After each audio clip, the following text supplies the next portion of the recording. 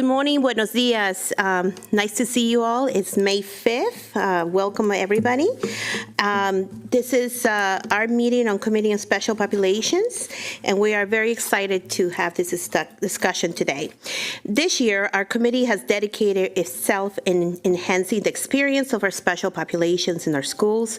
We recognize that most of these students spend a significant portion of their time in general education classes, and our mission is to understand who our special populations are and how they navigate their school experience.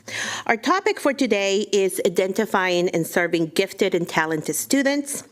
And before I go on, I would like to give my colleagues a moment on this early Monday morning to identify themselves. I'll start on my left. Good morning, Rita Montoya, board member at large. Thank you so much for being here this morning. Good morning, Laura Stewart. I am board member of District 4. Thank you. Next, I would like to ask my colleagues if any of you have any questions, concerns, additions to our March 3rd meeting informational summary. No, thank you. But I also want to acknowledge our staff that are here this morning, Ms. Yolanda Farber and Mr. Juan Ramos Ortega. Thank you. No questions. Thank you. Okay, well, that is great. And thanks to having our wonderful staff that keeps us, our sanity every time we have these meetings. Great. If there are no concerns, then we will keep the show going on.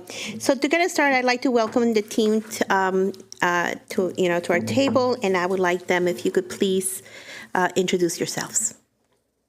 Yes, good morning. I'm Nikki Hazel, Chief Academic Officer. Good morning. I'm Sarah Jackson, Instructional Specialist in the Division of Accelerated Enriched Instruction.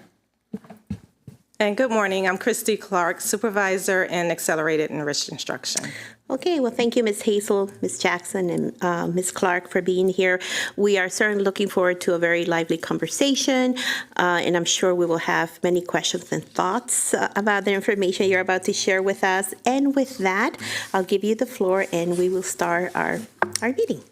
All right. Well, thank you so much, and good morning to all of you. We want to thank you for the opportunity to speak to you about our students who are identified as gifted or highly able or twice exceptional. Or twice exceptional. These students certainly bring unique gifts and strengths, and they also have diverse learning needs. And our job today is to discuss how we meet the needs of the students and ensure that we are challenging them and supporting them through their educational journey. If you go to the next slide. This morning, we're going to talk about several key areas. We're going to take a look at who the students are that are identified, gifted and talented, or highly able, or twice exceptional, how they learn, how they show potential, and how they require a range of supports. We're also going to review expectations from the Maryland State Department of Education for meeting their academic needs. Next, we'll explain how we identify students for these services, what tools we use, and processes we use to ensure that our approach is equitable and inclusive. And from there, we'll highlight the programs and services currently in place to support our students. And we'll also end with talking about how we provide professional learning to our teachers so that they are providing the best educational experience. So at this time, I'm going to turn it over to Christy Clark, our supervisor in Accelerated and Enriched Instruction, and then Sarah Jackson will talk about twice exceptional. She's an instructional specialist and AEI as well. Thank you. Good morning again. Wanted to start with the next slide, please. Gifted and talented students are those who either perform or show the potential to perform at significantly higher levels than their peers. They come from all racial, cultural, and economic backgrounds and often need instructional modifications to fully realize their abilities. Some may also have learning or processing differences or processing that require enrichment and intervention. It's essential that we provide a range of supports, including academic, social, and emotional, tailored to their evolving needs so they can reach their full potential. Next slide. The COMAR regulation on gifted and talented education requires every school district to identify at least 10% of their student population as GT as early as possible, but at least prior to grade 3. Additionally, school districts should include GT screening at least once between grades 3 through 5 and grades 6 through 9. COMAR also states that students that are identified as GT are required to receive a continuum of services through differentiated curriculum and/or programs. GT students also receive support in their social and emotional growth and development. COMAR states that parents should be informed and involved in their students' programming as well. Lastly, all staff that provide services to GT students should receive ongoing professional learning in order to be equipped to teach this student population. On this slide, I have included links to the full COMAR regulation as well as the MCPS regulation that provides insight in how MCPS enforces COMAR. Next slide. This section of the presentation will provide insight on the MCPS identification process for GT students, the disaggregated data for our students that are identified as GT, and our plan for increasing the GT identification of underrepresented student groups. Next slide, please. The MCPS GT identification process is completed in central office as a cross-office collaboration between Accelerated and Enriched Instruction, AEI, Student and Data Systems, Office of Shared Accountability, Elementary and Secondary Math, Elementary and Secondary English Language Arts Department, and Department of English Learner and Multilingual Education. Lastly, the Department of Special Education. AEI also partners with schools throughout the entire process. Because of the intricate nature of collaboration, the process begins in October each year and is not over until the end of May. Our first universal screening, where we consider all students as GT, is in grade 2. Subsequently, students are screened in grades 3, 5, and 7.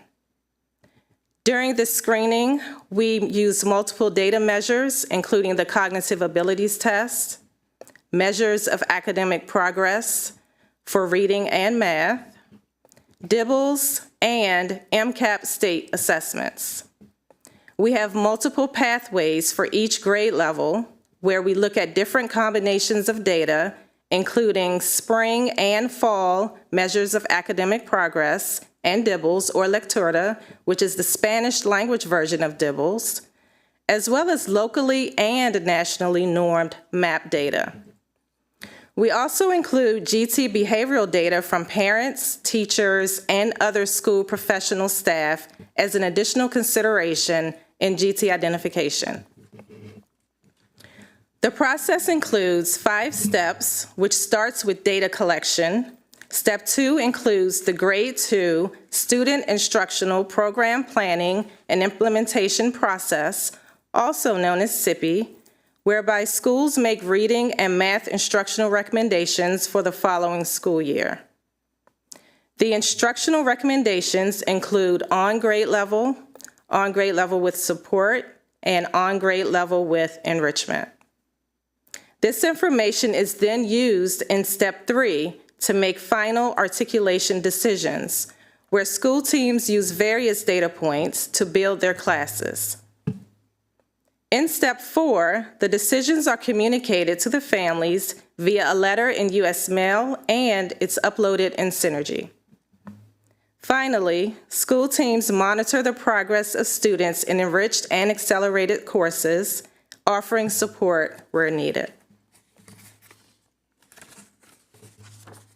Next slide, please. This slide shows the most recent disaggregated GT student data. Since COMAR states that school districts must identify at least 10% of students as GT, we typically pair our data with the total student population data that you see in the last column. Looking at the chart, we see that students identified as 2 or more races fall 2 percentage points below the 10% goal. The data also show a significant disparity in GT identification across student groups. Although Hispanic students represent the largest portion of the total student population at 35%, less than 14% are identified as GT. In contrast, white students make up 24% of the population, but 40% of this subgroup are identified as GT. Similarly, Asian students comprise 14% of the population, with 25% identified as GT. Black students are or make up 22% of the population, with 14% identified as GT. Our total identification of students throughout grades 3 through 12 is 18.6%. Next slide, please. This data chart shows that all of our historically underserved student groups are below the 10% threshold. Our farm subgroup accounts for 44% of our student population, with 7% of these students identified as GT. We have similar disproportions with our economically disadvantaged subgroup, which makes up 32% of our student population, with 8% identified as GT. Our lowest subgroup are our emergent multilingual learners, who comprise 19% of the population, with just 0.3% of students identified as GT. Next slide, please. From reviewing this data, it is clear that we need to revisit our GT identification process and consider other data sources that are not currently being used. While we have made small modifications to the process over the years, what I have noticed is that when we add a new criterion or additional pathway, in order to ensure we are not overlooking students in historically underserved subgroups, we find the adjustments benefit all subgroups. This means that while the number of identified students in each subgroup has increased, the disparity has remained consistent. We will continue our cross-office collaborations to develop new criteria specifically for the underrepresented student populations. We will re-examine the resources used in our primary talent development program that is currently in all Title I schools. And we will collaborate with other surrounding school districts to learn more about their processes and determine if there is something we could consider in our processes. Next slide. I would like to stop here and welcome any questions you may have at this time. Yes, and I know there'll be many. So I'm going to, Ms. Stewart, would you like to go first? I see your light. So I would like to make sure I'm understanding the data correctly and how, what the column actually means, just so I can level set, so I'm talking apples to apples here. So if we can go to the screen. It has the data. That would be page 7, please.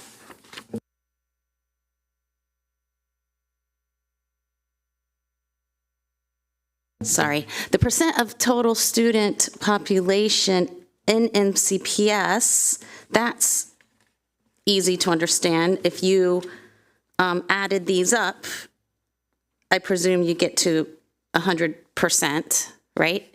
So, but the percent gifted students within group, So is that the percent of the whole pie of the kids in? So will that add up to 100%? I haven't added it up yet, but, or is No. that different? No, that's different. Okay. So if you look at the total student population, so let's take Asians since they're close to the top. So they make up 13.7% of this total student population. However, 24.6% of that 14% are identified as gifted. Because when I add up percent gifted students within group, it actually does equal exactly 100. So that would mean that would be the percentage of kids that in the whole gifted population. So then 24.6% Asian would be, that's how many of the gifted students in our gifted population is 24. Or is it just coincidence that it adds up to 100? So this is, anyway, it just needs some clarification. Maybe it will help if we can actually get some disaggregated data within that chart to make that clear. More clear. Page 7, right? So we can get Right. like, Right. that might bring the actual numbers, but not the percent. Like if you gave me so many students. Of the gifted population. Yeah, Like of the 18%, 24%. yes, Are correct. Yes. I think That's- Ms. Jackson, yeah, I think That's what it we're on the is. same.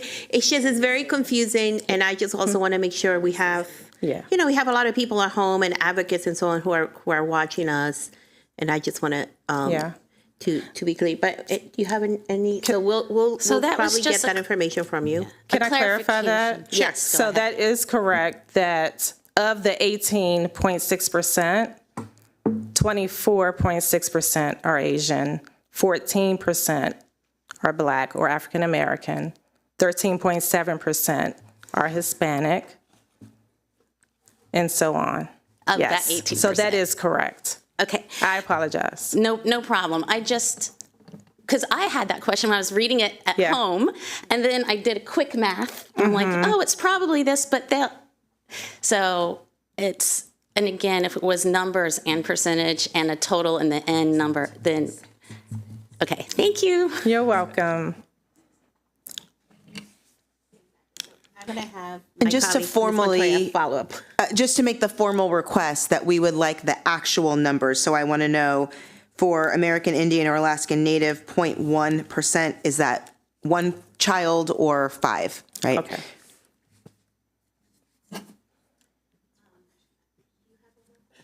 We can go on. I'll have more questions, but Then I I'm don't gonna go want. to my left. Yes. Victoria. And I have a few questions as well, but because we are looking at data, I want to go ahead and stay here. Yes. So we all know that there is not a race or ethnicity or cultural heritage which is smarter than another, right? We're all operating from that. And so then when I see the data, and you did reference this, right? We see this disproportionality. So for example, for our Latino students, we see that of the whole student population in MCPS, a little over a third, 35.3%, and yet for students identified as gifted, it's only at 13.7%. And I think that when I first saw that, I said, okay, well, again, since we know that no one group is smarter than another, then my initial reaction is that perhaps we have either or and outreach challenges, perhaps lack of or challenges or barriers to early childhood education and preparation. And as you mentioned, you noticed, right, when MCPS adds another criteria or a pathway to try to expand the group to do that outreach, because we want to make sure all of our kids get this opportunity, we still see this disproportionality. And so that lets me know that, maybe there are some things we could fine tune with our outreach as always, right? But generally speaking, it's not predominantly an outreach issue. And so then I come back to the early childhood education or preparation, and that could include pre-K, it could include toddler years, it can also include K through 2, right? And so are there other factors that you think are influencing that, or is that maybe where we kind of need to focus in terms of actual preparation that the children are not receiving for a variety of reasons, high class sizes, et cetera? I think that there are a variety of factors that come into play. I have been working with the Department of Emergent Multilingual Education, and we've been looking at access data as a potential other data point. And I believe that we would be able to add an additional criteria for our students that are in that subgroup. But it also, because we primarily look at math and reading data, you're correct in the early preparation piece, as well as making some additional changes to our primary talent development program to make sure that we include different types of enrichment that will better prepare students to possibly access enrichment later on. So, when we look at our Latino student population, 35.3%, but that doesn't necessarily mean that all of those 35.3% speak a language other than English, right? Or that language is, what that language is. And when we look at the EML percentage, we see 19.2% in MCPS, and not all of those children are Latino either. So I just want us to be very careful about not equating those groups as if to say, well, the challenge for our Latino students and the reason they're not being identified as gifted is because they have a language barrier, because that's simply not the case. And a lot of our Latino students may not even speak a language other than English. So again, I think we really need to understand our groups so that we can figure out how to make sure that they're included in this process. And that's a big oversight, and I want to make sure that we're not making that. Thank you. I'm going to go next, if that's okay, and then we'll go ping pong. Yep. Okay. So staying with the data, if you could do that for us, that'd be great. If you could desegregate the data on the on page 8, the EML learners, what populations are we talking? Because as my colleague, Ms. Montoya said, not all EML students are Latinos, although that's always been kind of an assumption, right? But I would like to a little bit, you were saying that you would like to change some things on how you identify, you'd like to understand some of the barriers. I know you're working with the Emerge Multilingual Department and so on. So let me just say that this is what I have observed in the past 2 years that I think, which is why I wanted to have this session. There is a disconnect, an enormous disconnect with the system and the parents in our communities, especially first generation. Give you a quick example. In the last week, although I think there's good intentions, I have a goddaughter that goes to a local high school who tried to take the AP test last year. She's first generation. She would be the first one to go to college in her family. So she tried to take the AP. Something happened because the last name Mendez is a very popular last name. I think it's like Smith or Brown or Jackson, right? So something happened in the data, whatever, and when she went to take the test, they didn't have her registered. They probably think maybe that they had registered the wrong child. So she didn't get to take the test last year. She's in 11th grade this year. So she goes and shows up to go take the test, studies for it. They don't have her in the system. The mom writes an email, right? And they said, we're going to be looking into this situation. She is, again, she goes to take the test. She's not on the roster. So I had to go in as her godmother with a different hat and say, okay, so this child, and I guess what gets to me, because I was that child, I was first generation. And this is even before, where you could count in one hand Latino students in my high school, right? So I was that kid who got good grades, did not cause trouble, was kind of behind the scenes. So I guess my issue is, what are we doing to foster first generation?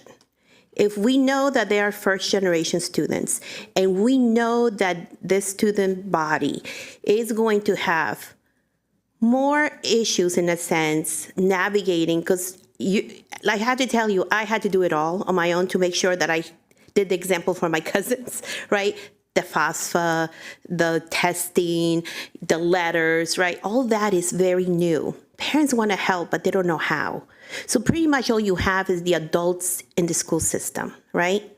So if we know we have a large population of Latino students, and we know the majority of them, many of them are first generation, and we don't identify gifted and talented, right?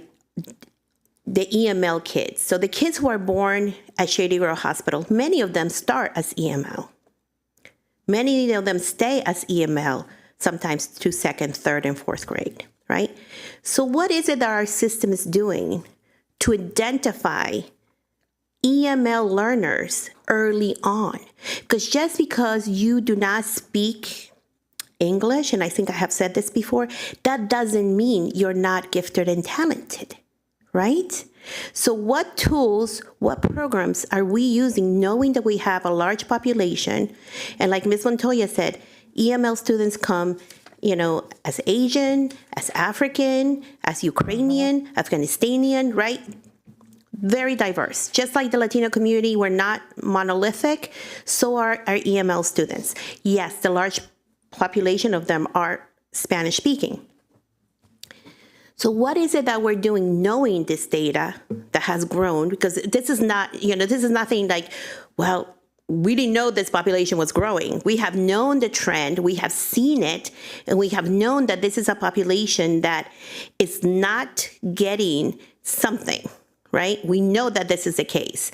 So what is it that your office is doing to ensure that we're not losing the mark on these kids? So for my goddaughter, at least she has me that I can at least advocate for her to ensure that she's going to take the AP. But how sad is it if she wasn't?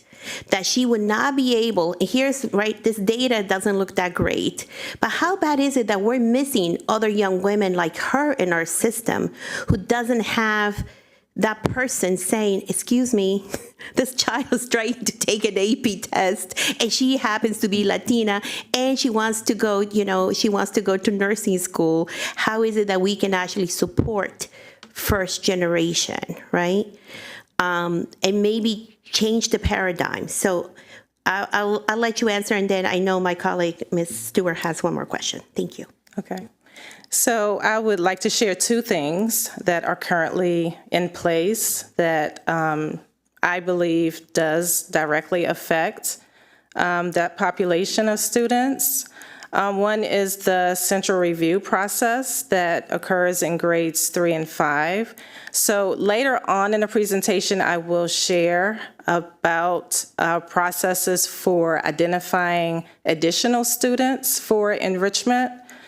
And that's when we have a larger catchment of students that are participating in the same services as our GT students. And so with that process, we have been able to expand access. The second thing is we have ongoing professional learning with, in elementary schools, we call them GT liaisons, and in middle schools, we call them accelerated and enriched instructional support teachers. They are the points of contact within every elementary school and every middle school that is supposed to help facilitate direct support to the families within those schools. So those are the advocates within those schools. They typically work directly with the counselors and the school administration to support any families that need help.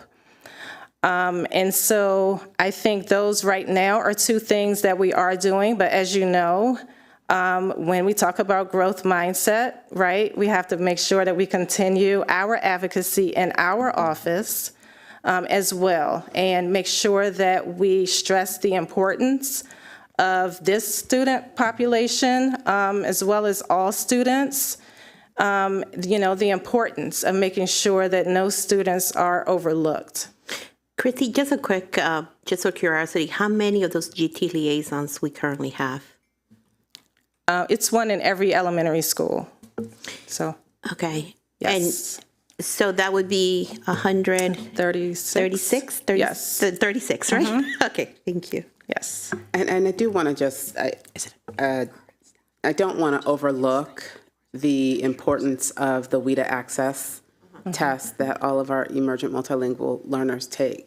Once a year, we are doing a lot more to train our staff to better understand the assessment, not just our ELD teachers, but all of our general education teachers to better understand what the test is asking of our students, because it is a very challenging test. And My daughter took it. what we are looking for is growth. And when we see that students are making adequate or above growth, those are candidates that we are closely looking for to say maybe they could really benefit from additional enrichment or acceleration. So they may not immediately be identified as gifted through our process, but WIDA access assessments are telling us that these students need more in terms of enrichment. So that's another process that they're working through. And Nikki, thank you for saying that. It's really interesting because we don't have, I don't think, a really hard time identifying kids in those populations who are IEP, who are special ed. But for some reason, we're having a really hard time identifying the other side of it. So it's just something, it's not balanced to me. Now, the GT specialist liaisons, I have to tell you, I didn't even know they existed in a sense. This is good news to me. Are they actually staff, or are they part of a temporary grant? But I think they're staff, correct? They are staff. Okay. And I hope they're a diverse group of folks as well, because and my issue is, and please, I'm not trying to be so critical, but I'm just trying to understand where the barriers are and how we as a committee can also support and see how we can we can make this more equitable, because if we look at these numbers, we have a huge equity issue going in a system that prides itself in having equity as a number one priority. And so I'm trying to understand, because as parents, when you identify a child, you send an email and so on to a parent who this education system is absolutely foreign to them, right? They don't know what a gifted and talented program is, or what it entails, or what is, what I mean? There has to be a human connection to it, I think. So if I can give any advice, I'm not an educator, but I have been a community member, and I have been an email student. I have been on the other side, and I have had a child who honestly, I didn't even know that the school contacted me and said, we would like to give your daughter, this GT exam.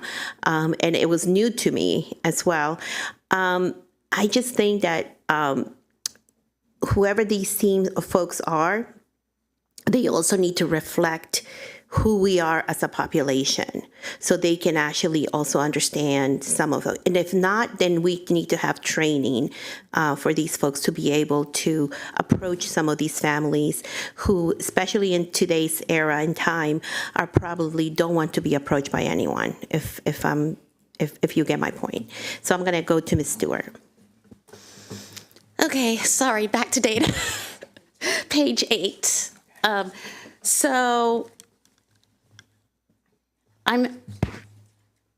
So this is a different chart, but I'm presuming the percent of gifted students, this is the actual percent in that first column of the number of the 18.6%.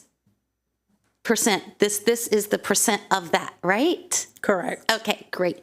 Do you happen to have the number of students that 18.6% represents? So do we have the number of students, do you have it with you, grades 3 through 12, that are identified as gifted and talented? Do you have that number?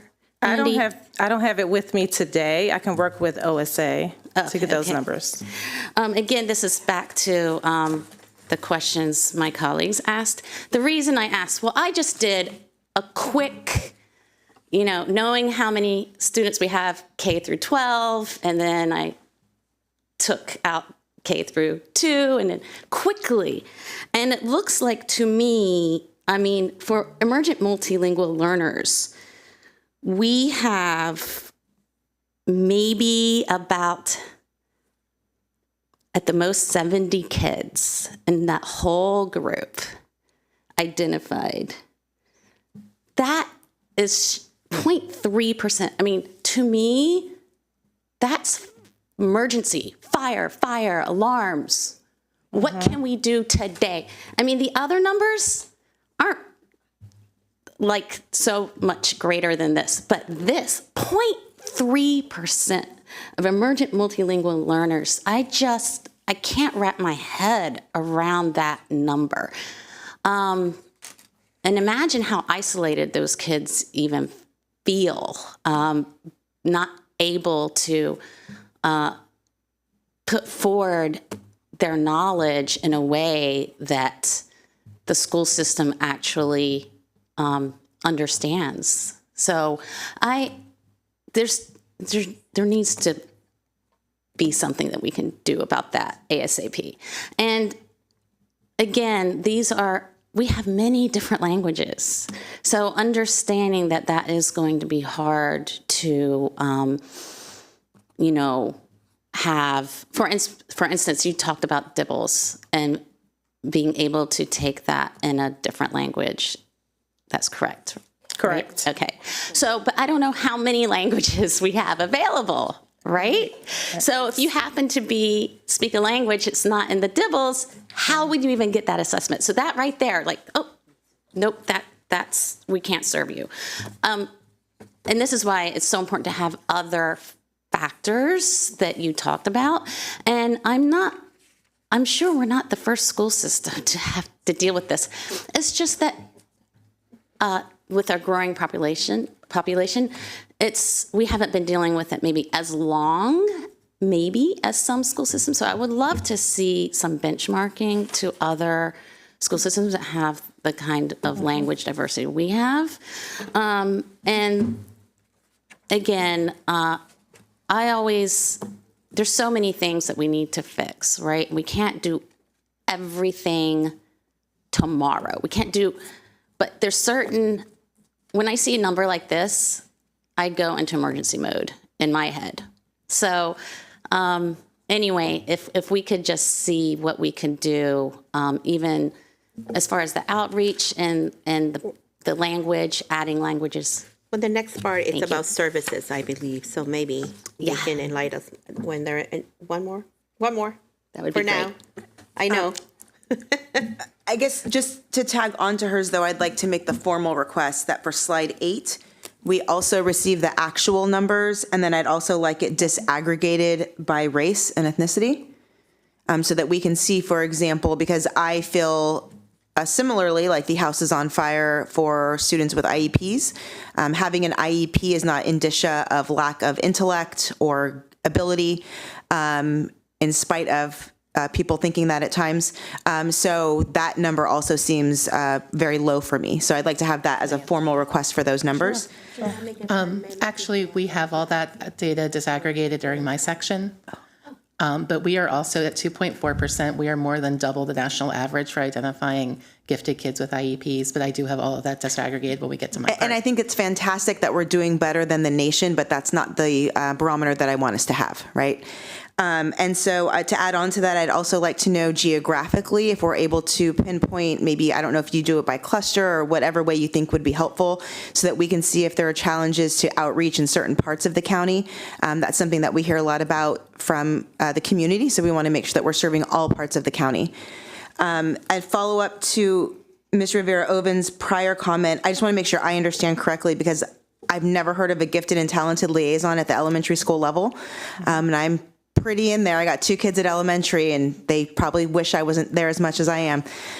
So is that a current staff member with an additional perhaps stipend duty? So for example, the 3rd grade teacher, one of the 3rd grade teachers is also the gifted and talented liaison, or is it an additional staff member that their only job is to be the gifted and talented liaison? It is an out-of-classroom staff person that is the GT liaison. So typically, it would either be an assistant principal or a reading specialist or a staff development teacher. Okay, an AP. And in some cases, a primary talent development coach in the Title I schools. Okay, and then they get like an additional stipend like we do for restorative justice or something like that? Right now, we don't have an additional stipends. I see. Okay. Okay, thank you. And then my question actually is back to professional learning. Because we kind of glazed over that a bit. Oh, Are we coming back to that? Yes, Okay, it's then I coming. will hold that, and then I'll go to, this is the last question I have about what you presented. And if you need to follow up with me, that's okay. But I'm just wondering whether our process for identifying students is how it compares to others. Is it comparable to others? You know, you mentioned the national, or in terms of the process, though, that we take, is it similar? We're doing better? We hope we're doing better. I know we always hope we're doing better. And I want to acknowledge that we are doing a lot. But I, again, will say as an elementary parent, sometimes I get like 1 letter in the mail about something 45 days before. I get 50 text messages or messages about other things that arguably may not feel as important, but then I get 1 letter about this really important thing. And even as entrenched as I am in the school system, I overlook things because I'm busy and we have all kinds of things going on, right? Like most of our parents do. So I'm just wondering how our communication and things measures up as well.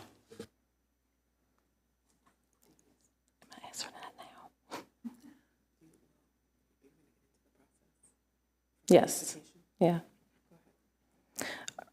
Well, first, I know you asked about the GT liaisons and the stipend piece. I did want to clarify for the Accelerate Enriched Instruction support teachers in middle schools, that is a 0.4 position, and so they do have 2 periods off, and so they are able to have time dedicated to this So just so I'm clear, at the middle school level, there's an allocated portion of an FTE and time and space to do that. But at the elementary school level, it's just included as a job duty. And we hope that someone's going to be able to take care of that. Correct. That is correct. Thank you. Let's continue because I believe your other questions are going to be answered in the presentation. Okay. Please continue. Okay, slide 11, yes. In adherence to COMAR, after students are identified as GT, school systems should provide different services beyond those normally provided by the regular school program. In this section of the presentation, I will share the various programs and services available to GT students in MCPS. Next slide. In MCPS, we refer to our GT and advanced students as highly able learners. Students who fit this profile need very distinct services in order to be successful. Academically, these students need appropriately differentiated, evidence-based programs and services that accelerate, extend, or enrich instructional content, strategies, and products to demonstrate and apply learning. Highly able students often demonstrate advanced intellectual abilities, such as engaging in meaningful conversations with adults. However, their emotional development may be age-appropriate or even below their chronological age. In addition, they have other character traits, such as perfectionism, sarcasm, and quick wit. Lastly, some students lack motivation, resilience, and executive functioning skills. For these reasons, social and emotional support are needed to ensure their success in the classroom. When we think about college and career readiness, Regular review of student performance data is necessary to ensure our highly able learners are progressing in an upward trend. While we do this for all students, it is common for highly able learners to flatline or even digress if services are not consistently being implemented. Therefore, the data for this particular subgroup should be monitored just as closely as we monitor the data of our other special populations. Throughout our programming efforts, families should be kept updated with their students' academic progress and provided with information on how they can best support their student at home. And finally, highly able learners thrive in their areas of interest. Therefore, they should be provided opportunities outside of the classroom that will further develop their creativity, leadership skills, feed their need to compete, and lead them to a pathway to being able to participate in international baccalaureate programs, advanced placement pathways, early college, dual enrollment, or career and technical education pathways. Next slide. I wanted to take the time to point out that MCPS provides enriched services to all students demonstrating readiness, not just the GT-identified students. Title I schools have additional enrichment through our early talent development programs, which is also known as primary talent development, as well as enrichment built into their extended learning opportunity in the summer, which is open to every Title I school. No student is turned away. We have multiple ways that students are identified for enrichment. We have the GT identification process. We have the central review process in grades 3 and 5. And schools are given guidance from the AEI office to identify additional students as they are monitoring their academic data. Next slide. Enrichment and acceleration are two key strategies used to meet the needs of highly able learners, but they serve two different purposes. Enrichment provides depth and complexity to the curriculum. It extends learning beyond the content, encouraging creativity, critical thinking, and exploration of topics in greater detail. Enrichment does not change the pace, but enhances the experience within grade level standards. Acceleration involves moving through the curriculum at a faster pace or introducing advanced content earlier than typical. This can include subject-specific acceleration, such as compacted math, or full grade advancement. The goal is to match instruction with a student's readiness. To summarize, enrichment deepens learning at the current grade level, while acceleration moves students ahead when they've mastered existing content. Next slide. Title I schools provide enrichment opportunities through the Early Talent Development Program and core curriculum extensions. Two of our Title I schools, Roscoe Nix and Arcola, implement Project Lead the Way as part of their early talent development programming. In all schools, literacy enrichment opportunities are available in grades K to 5 through the extensions in the core curriculum. AEI provides additional enrichment resources beginning in grade 3. Our grade 3 students receive additional enrichment during focused instructional time, which is outside of the English Language Arts block. Our grade 4 and grade 5 students will have literacy enrichment within the English Language Arts block, as well as additional enrichment opportunities during focused instructional time.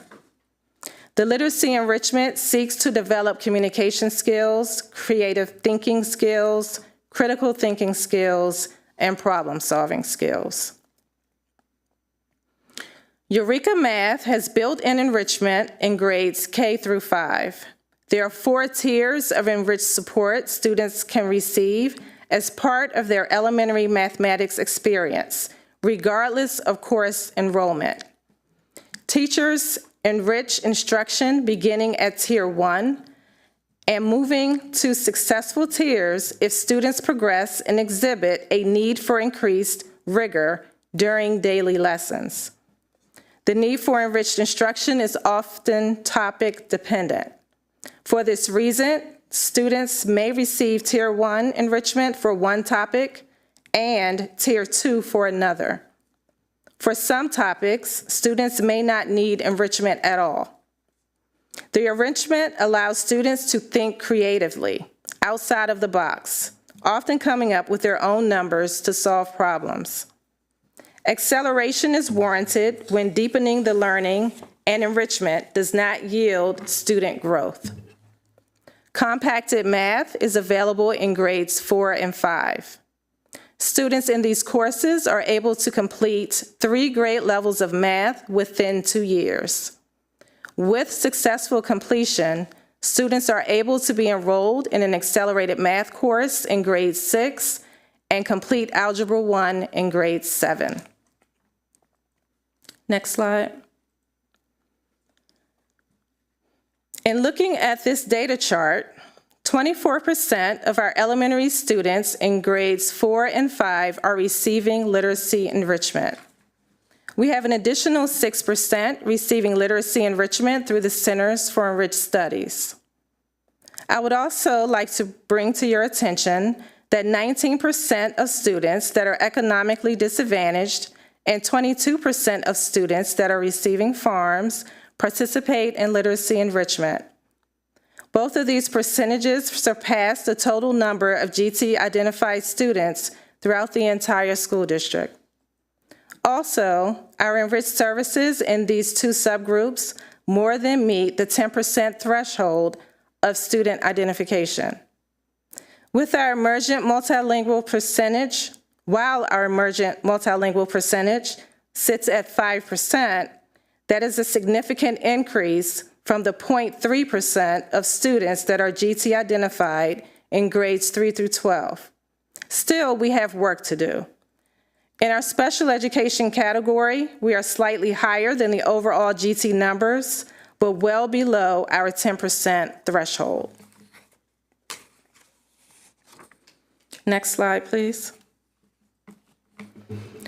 This slide shows a similar increase in our economically disadvantaged and farm subgroup when comparing to our GT-identified students in these subgroups. But I really want to point out that 10% of our emergent multilingual learners are receiving enrichment in math, which is the minimum that we would like to see. Overall, 37% of students in grades K through 5 receive mathematics enrichment. Next slide. This last slide with elementary data shows how many students are participating in compacted math in grades 4 and grade 5.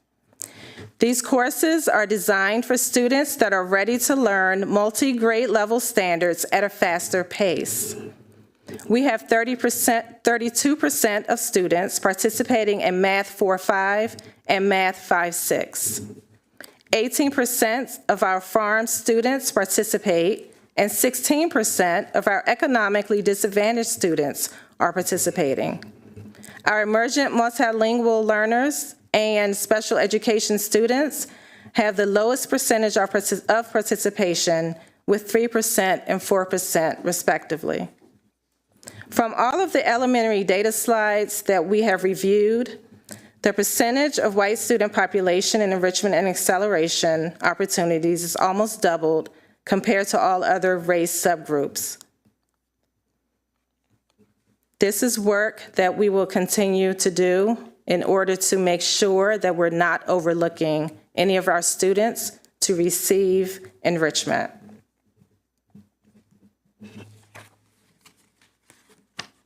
Let's see. Next slide, please. In middle school, the global humanities courses in grades 6 through 8 are a natural progression for students that are articulating from a Centers for Enriched Studies program or in a literacy enrichment program at their local school. All three options of the Global Humanities courses go beyond the core content, have year-long research projects, as well as interdisciplinary assignments and projects with a heavy emphasis on reading from an inquiry lens. There are culminating activities such as in grade 6, the Model UN project addresses a global issue, and in grade 7, National History Day projects are based on a yearly theme. They have the opportunity to compete at the county, state, and national level. In math, we have on-ramps and off-ramps for acceleration courses, where students that stay on-ramp could complete Algebra 1 in either grade 7 or grade 8. We have a select few of students that complete math courses beyond Algebra 1 while in middle school. Finally, every middle school offers elective-level high school credit courses for middle school students showing readiness or interest. Next slide.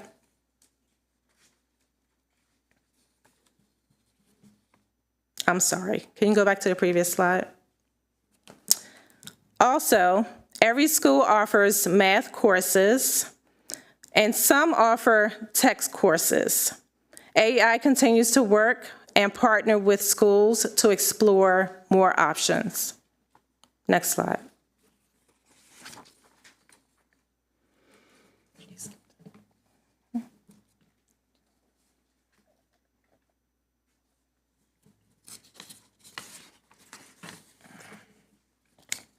This slide shows data for grades 6 and 7 students who receive literacy enrichment in middle school. Overall, 41% of students are enrolled in the Global Humanities courses. 32% of farms and 26% of economically disadvantaged students receive literacy enrichment, which demonstrates an increase from elementary, where the percentages were at 22% and 19% respectively. The number of special education students that are enrolled in these courses is 8%, which is an increase from elementary school where it was 6%. Emergent multilingual learners were at 6% in elementary and are at 8.2% in middle school. And finally, the data chart shows that the disparity between races narrowed as students articulated to middle school. Next slide, please.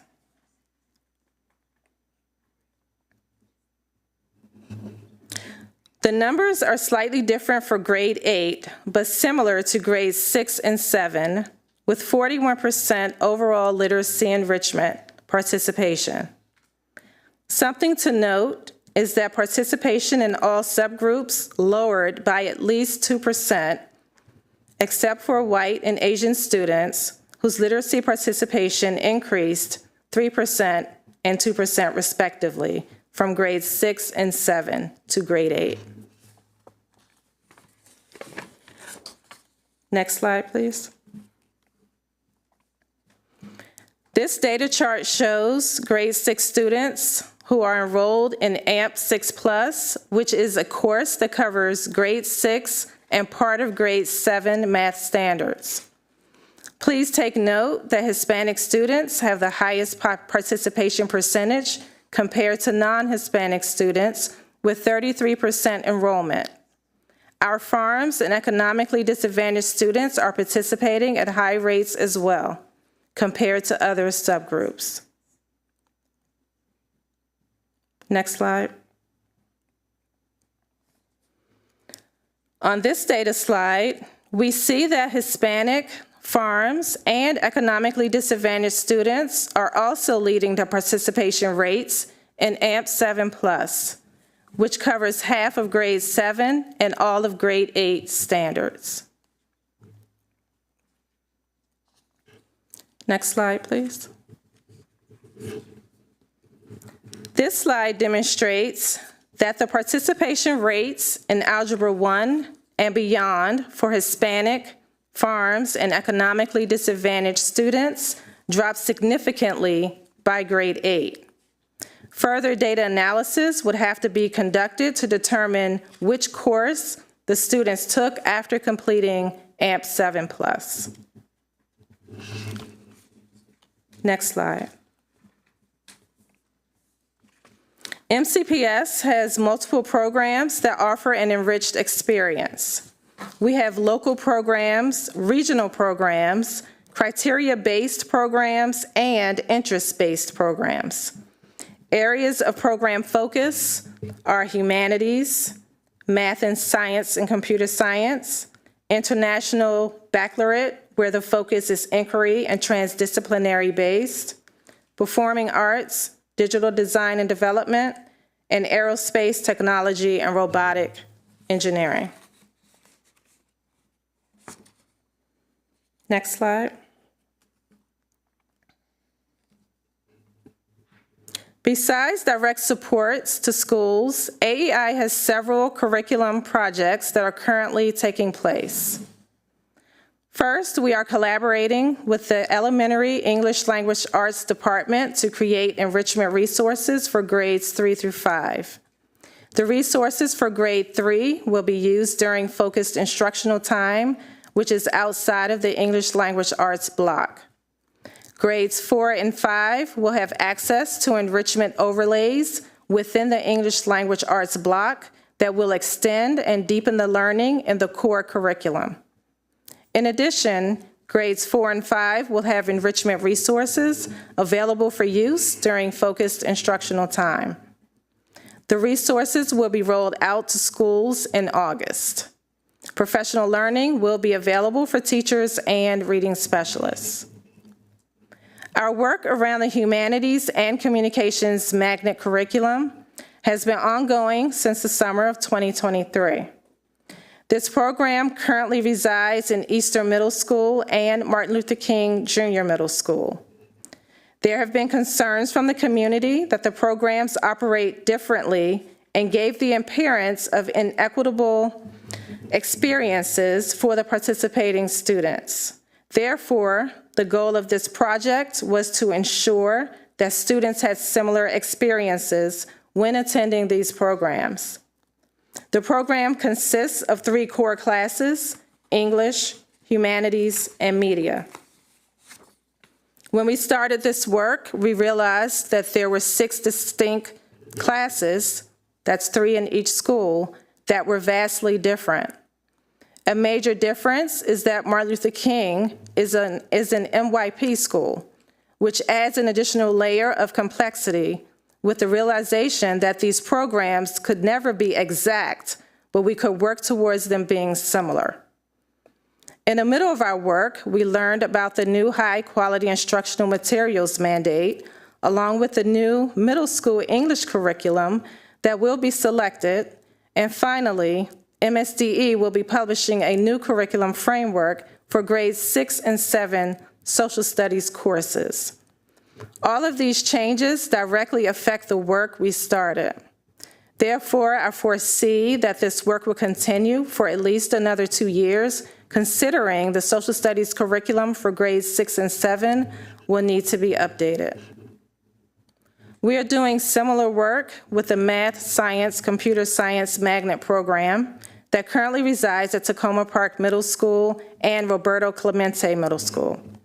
For the most part, both schools were on the same page with delivering the core curriculum for math and science with enrichment extensions, projects, and interdisciplinary tasks. However, the computer science courses will have to become more aligned to each other, so this is the focus of our work. Finally, we are collaborating with the science department to add more enrichment to middle school science. So far, we have mostly gathered MISA data, collected student voice data to learn more about their experiences, and talked directly with teachers. Our plan is to add enrichment extensions and provide a guide to help teachers easily infuse enrichment in their lessons. Next slide. In the near future, AEI will be collaborating with elementary and secondary mathematics to unpack the new policy and determine next steps in our course offerings. With the new English Language Arts curriculum, we will be working with secondary ELA to learn the curriculum and determine how to incorporate more enrichment. And we will be collaborating with the Social Studies Department for our middle school magnet programs and the local school Global Humanities courses in grades 6 and 7 and 8. Next slide. I would like to take this time to open the floor for questions. Thank you. I'm going to start to my left with Ms. Montoya. Thank you so much. That was a lot. There's a lot going on. I keep hearing curriculum and new a lot. So I appreciate you for trying to present it, the best you can with as much information as there is. I guess I have two questions. Well, one's a question. The other one probably really is just a comment. But you noted that for our Latino students, that the percentage increases significantly once we start looking at middle school mathematics in terms of AMP 6+, AMP 7+. That would be slide 22, please. Thank you. So yes, on slide 22, and perhaps we're not sure yet, but I have to wonder when I then look back at these elementary school numbers, if it's because we're not identifying these children early enough for a variety of reasons that we've already discussed. And then by the time maybe they get to 5th grade or so, someone's like, hey, wait a minute, actually, you're really great at this. And then they're helping them get to where they need to be. And then I know our teachers can recommend students who may not have been in accelerated, 4th, 5th, 6th math to then go into accelerated mathematics in middle school, which is fantastic. I'm glad we have that kind of catch-all, because otherwise those students wouldn't get those opportunities. But then I go back to, we have to figure out how to identify these students, because then we see these numbers here and we see, again, disproportionate numbers for some of our other groups. Are we then foreclosing opportunities for those students because they weren't identified early on and now they're over here trying to play catch-up, right? The question that I have, though, is, why are we using social studies enrichment, which is the global humanities course, as a measure of participation in literacy enrichment? I think I kind of know the answer, but I want to make sure the community understands, because my understanding is also that for 6th grade English language arts, everyone is taking what's considered, and tell me if my vocabulary is wrong, but an honors course or an accelerated enriched course, which is perhaps a whole different topic for us to discuss on another day.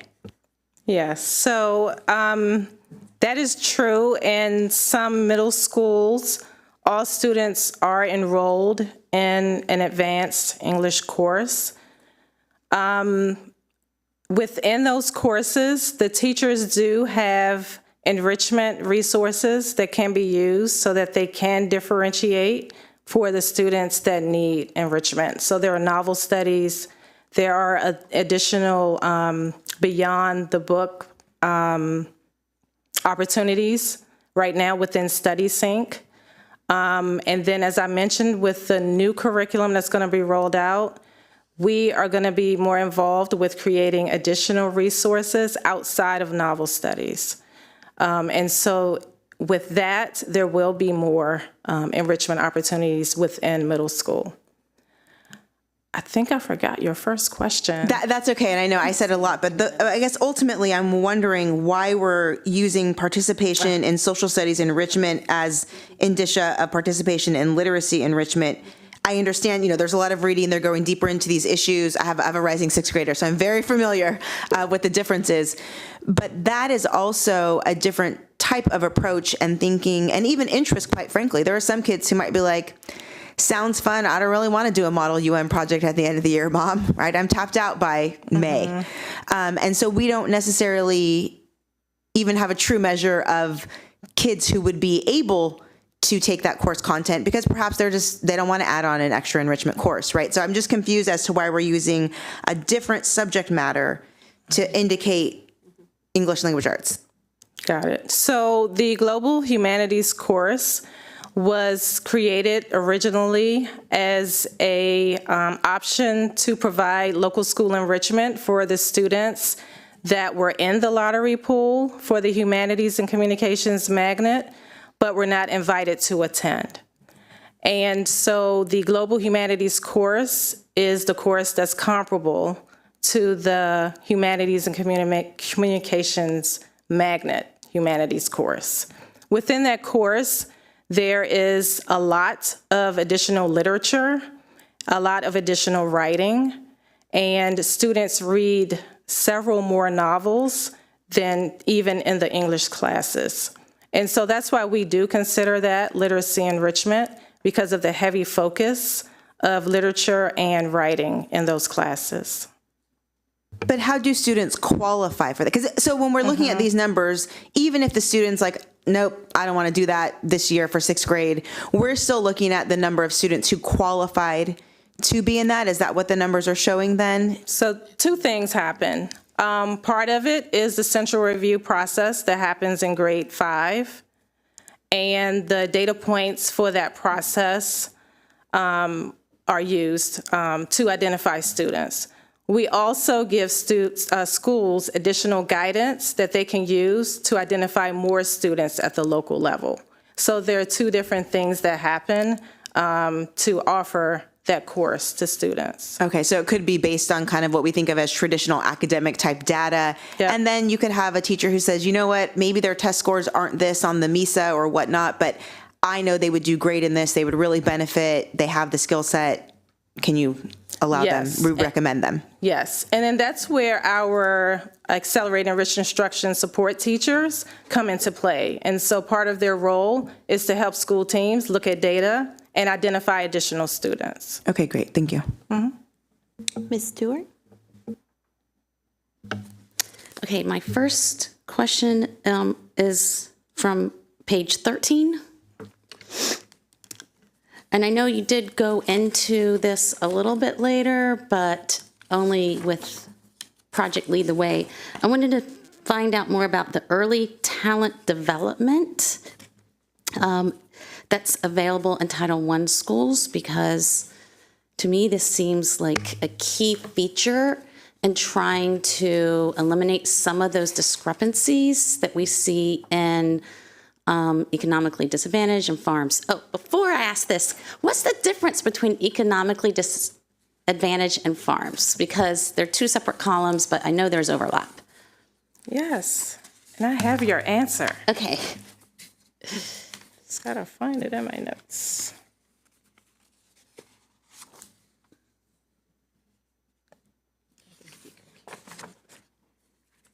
So while she's getting started, That's okay. well, she's looking for her note. Do you have your note? I have it, but you Okay, can go talk. ahead. Go ahead. Okay. Okay, I'm gonna read what I got Okay. from the Office of Shared Accountability. Thank you. The indication of economic disadvantage by the state analysis includes any student identified as directly certified. Based on the May 2018 definition approved by the Maryland State Board of Education, this includes confirmed participation in the Supplemental Nutrition Assistance Program, temporary assistance for needy families, or foster child. Additionally, participation in the following programs is included: experiencing homelessness and being on the local homeless liaisons list, a migrant youth, a runaway, a non-applicant approved by local officials, or Head Start. Okay, I understand now. It's because of the 2 different ways that we identify. Okay. Direct Yes, cert or got Title it. I. Yeah. Yes. Okay. Well, thank you for explaining that. My next question is, again, back to my original question, was early talent development. Can we go into that a little more deeply? Because Project Lead the Way is amazing. I love that program, but there's other talents besides an engineering focus. And so, yes, so Yes. what other talent, and what does that include Because I think that would help identify kids earlier. Right. So right now, the Early Talent Development Program uses science-based modules that were developed by MSDE, and they are usually facilitated with the primary talent development coaches that are in the Title I schools. Typically, it's a co-teaching model with the teacher. But they are science-based. They usually complete a lesson at least once a week. And the purpose is to build some of the behaviors like persistence, I'm going blank. Critical thinking, creative thinking, curiosity. Thank you. So it's more building the skill than the content area. Yes. Yes. And so when I mentioned earlier that I wanted our team to start looking at additional resources that could be used in our early talent development program, I would like for us to look more at math and reading because truthfully speaking, those are the two areas that we focus on right now for GT identification. And so we would like to infuse a little bit more enrichment in those areas. And by the way, math really helps with science and engineering, so this makes sense. Yeah, I just feel like that's probably an opportunity for us to move some of those numbers as we move through, because really, we don't even identify till second grade yet. As you know, when kindergartners come in, a teacher is pretty good at identifying where their interests are, where they would like to do more, using that project-based learning. I feel like that's taken advantage of more in the very early grades as well. And so I would love for us to not, think about just identifying in second grade, because at that point you might have already kind of lost opportunity to build the pipeline. So then the next question I have was, I think on page 16. Let me go there myself. Okay. Oh. Yeah, literacy. I guess my question on that page was actually about economically disadvantaged, so I can move on from 16 because you already answered that. There was a page on the Math 6 Plus, so I think that's page 20. At least that's what I wrote down. There's a lot of slides. I know. No, 20 is literacy. Oh, 20s literacy. What's the one that had the Math 6 Plus? And it's where you mentioned that we had, 22. It's 22. I'm sorry. Yes. 22, that pie graph. You mentioned that we had an increase in our Hispanic and Latino population doing AMP 6 Plus, but I also noticed there's a decrease in the Asian population. And so I think there's another story to be told here, because this is, again, a pie of the full group, right? So Right. some of these numbers, these kids could actually be in a higher level class, and therefore that's why you're seeing this. So I just want to make sure that we're being like transparent and real about why this number could have increased. Like, this is why I think it's good to have maybe the number of students too, yes, and not just percentage, but could you explain what are the other options for grade 6 besides AMP 6 Plus? Yes. So right now, our grade 6 students, they could take AMP 7 Plus or applied investigations into mathematics, which next year will be pre-algebra 6. We have a very small number of students that are taking Algebra 1 in grade 6. And so, yes, you're correct that there are other courses that grade 6 students could take. Okay, so I'd like to follow the numbers rather than a percentage in this particular case, although I do find pie graphs very helpful, but this one didn't really tell the whole story.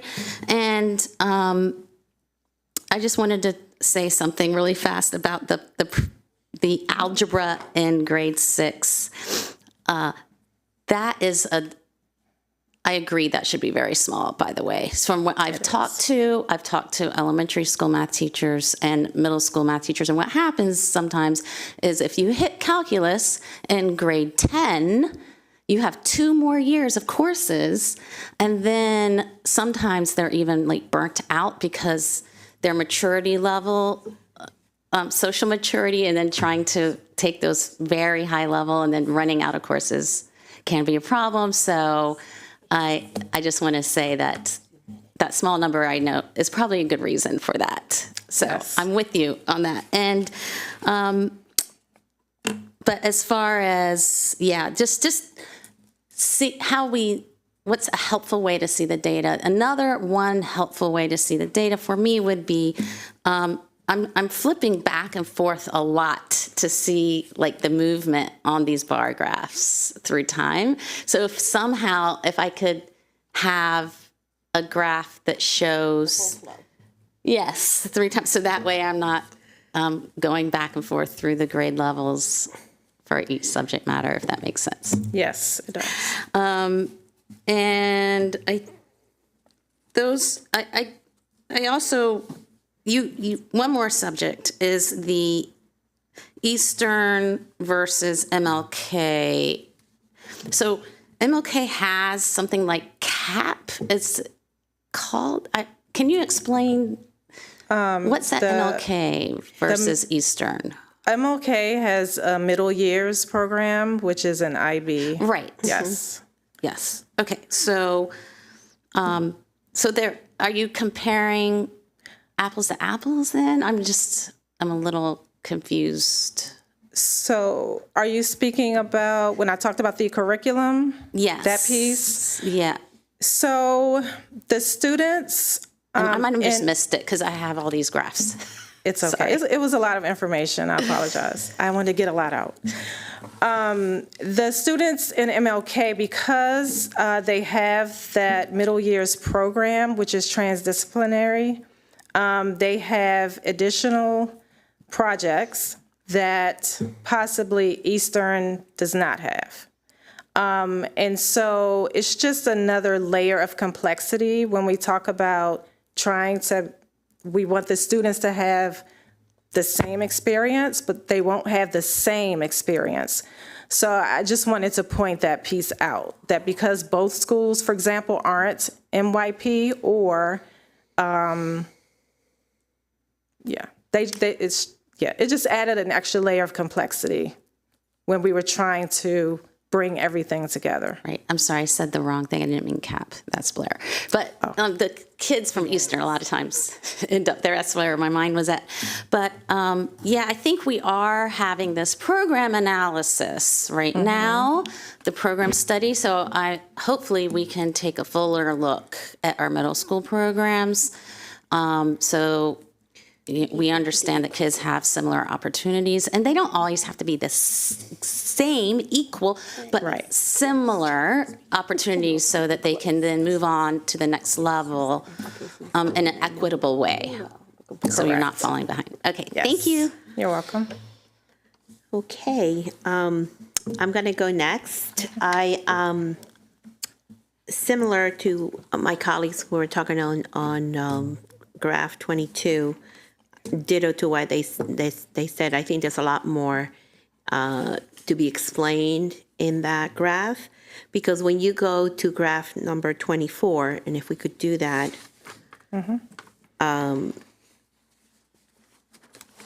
you see a huge disparity with the Latino students. So we went from 33%, and suddenly you have this huge drop of almost a 50%. right? 18.6. So you go from yay to like what's going on here, somebody, right? So there is also a lot, I think, that this graph tells us, right? In areas of, okay, so yeah, the numbers are the numbers, I get it, but there's a story behind it of I think that we need to do as a system a deep dive into the reasons why. What is going on with this population, right? That now, first of all, you don't see them early on. You see them later. You get excited because you're like, yay, we're on the right track. And then you're like, what happened, right? So we go like this, like this, like this. So my hope is that we can do a deeper dive into what is going on with our Latino student population, right? And how we can maintain it as well.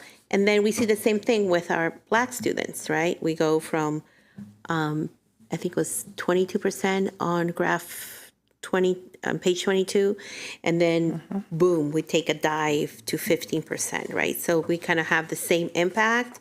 So the question again is, okay, so what is going on? Right. How we can, maintain, because I can see if we were like, couple percent, you can see that, right? But when it's significant, we need to take a very close look at it. Martin Luther King is one of my schools, and I know this program, I have gotten calls about it, about the fact that they don't need to be the same exact, but they need to be comparable. Right. Right. So I appreciate the fact that you're taking a look at it, and I do have to say that as we go, top priorities for the Board of Ed is math and English, right? So at least we're on the same level.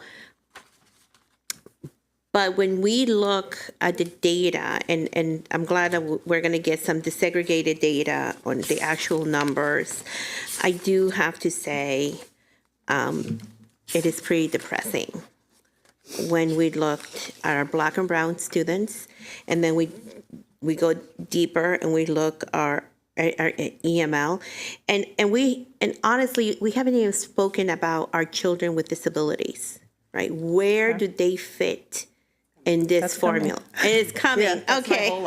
Right, it is coming.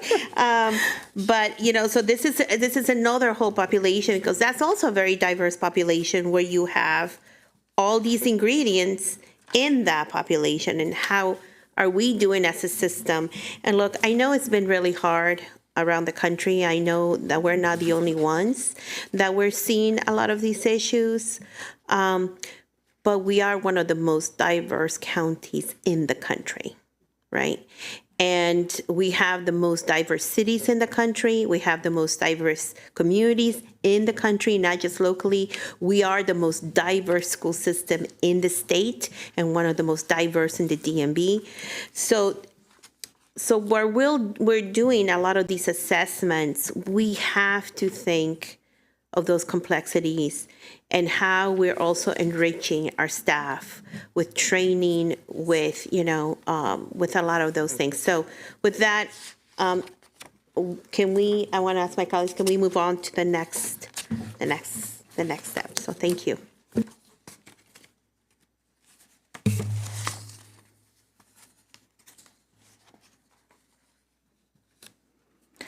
Our last step in meeting COMAR regulations is to provide professional learning to all staff involved with servicing our highly able learners. Next slide.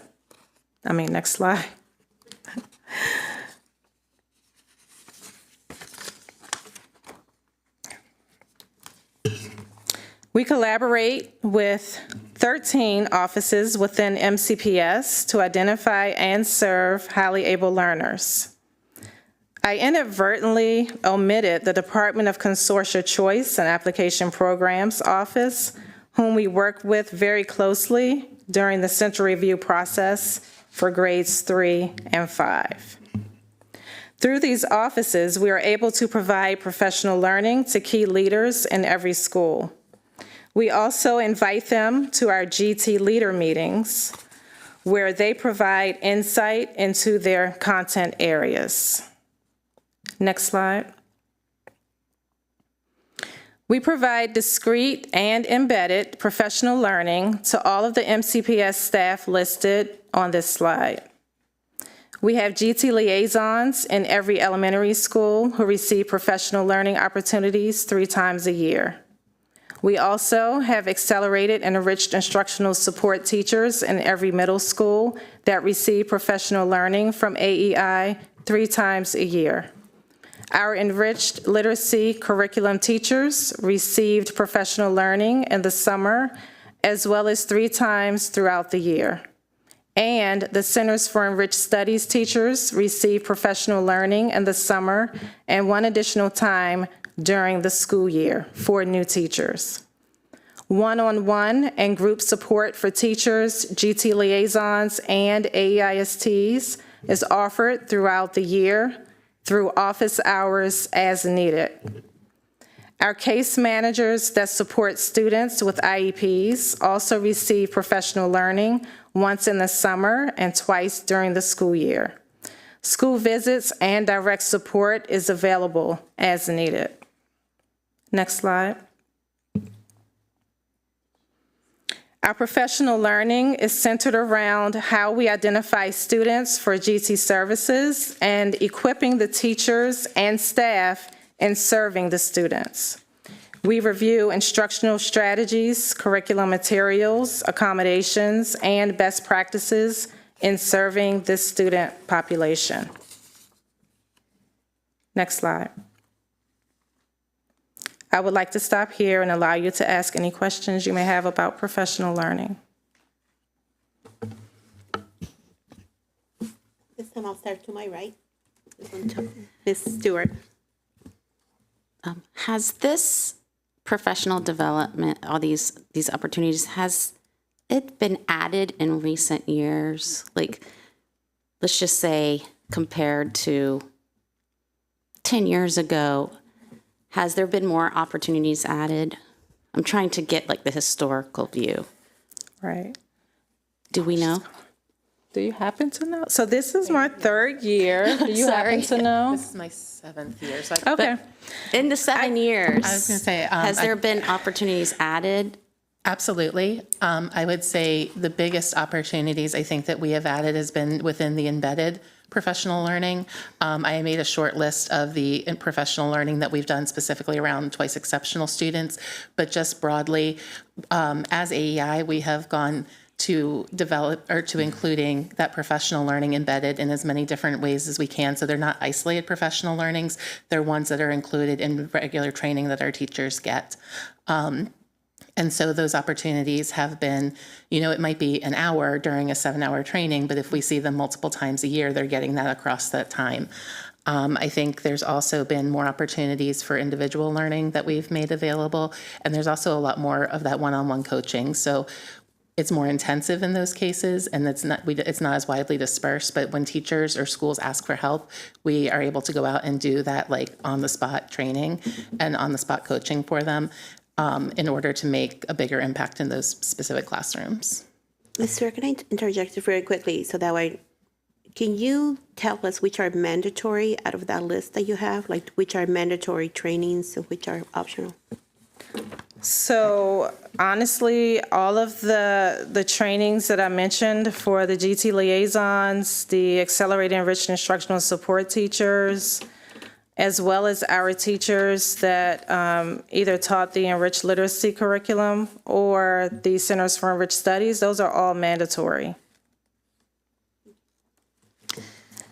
And the case manager ones should be mandatory And as well. sorry about that. Yes. And okay, all of the trainings we do are mandatory. I do want to add, though, since I've been here, we have developed a strong partnership with the English Language Arts Department for both elementary and middle. And so we have been invited to the reading specialist office hours several times this school year so that we can make sure that the leaders within those schools fully understand how the enrichment should be incorporated within the classroom. And we want the reading specialists for elementary to be well-equipped for that. I foresee us partnering with the secondary English Language Arts department, similarly with the content specialists, as the rollout for the new curriculum occurs next school year. So one of the reasons why I ask this question is my kids were in elementary school a long time ago-ish. So there was, what I observed is very few teachers could deal with the outliers. And when I say outliers, I mean, you know, there's always the kids that are obviously engaged, raising their hands every day, answering all the questions, you know. So those kids usually do pretty well in any environment, as long as you give them some opportunities to be able to like stretch their knowledge, their wings.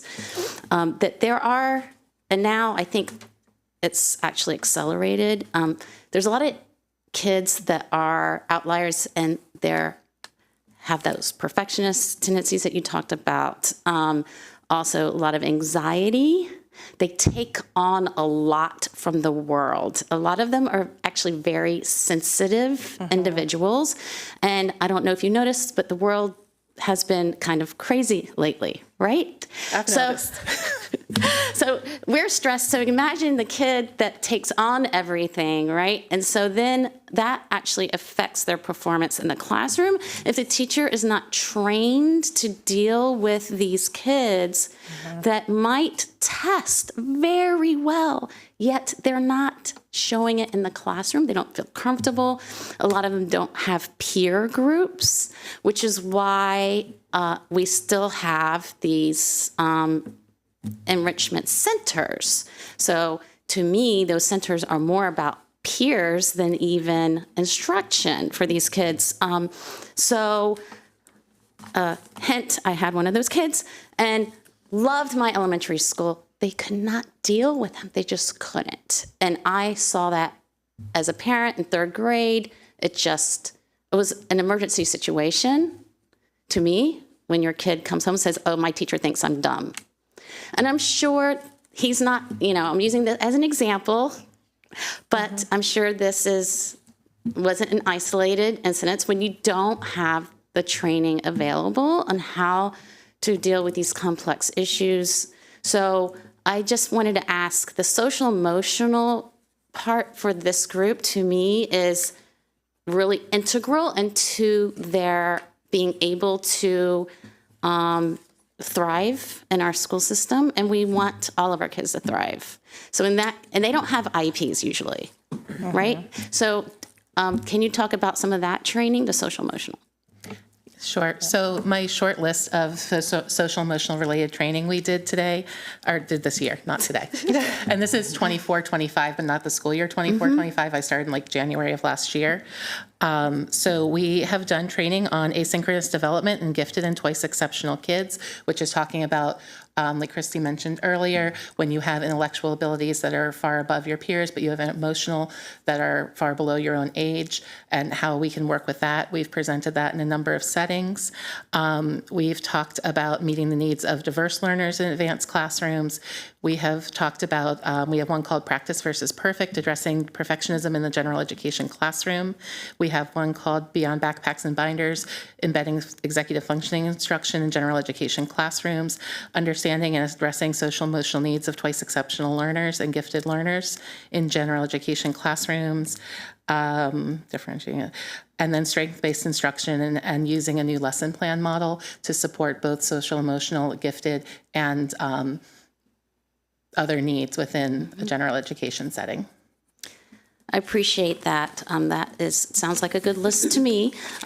Because if we are able to meet these kids more in the classrooms, you will see those waiting lists and the other parents that are like, my kid needs something different. We need to go somewhere else. And then now but if you don't get accepted, because we have a waiting list. So if we really work on meeting those needs in the classroom, and it's not just these kids that need that, right? So it helps the whole classroom. There's a lot more I can talk about, but I will move on. Thank you. Thank you, Mr. and Ms. Montoya. Thank you so much. And thank you for listing the trainings that have been provided. Those all sound fantastic. And so I just want to make sure that I understand correctly that all of our general education teachers have received those trainings. Is that correct? No, all of our general education teachers who are assigned to teach either within the enriched literacy courses or the Centers for Enriched Study courses. I've also, not just me, but we've presented also to the GT liaisons. We've presented these to the middle school AISTs, and a couple of them we've gone out and done individual, like whole staff trainings if a principal's asked us to come out. And we've also presented most of them in special education. Can you just say what an AIST Sorry, that was is? the middle school Accelerated Enriched Instruction Thank you, Support just for teacher. the folks. Yeah, Yes. Thank you. I appreciate that. Okay. And so I think that's fantastic that those staff members have received that, and that we also create an opportunity for general education school staff to receive it upon request. I second that.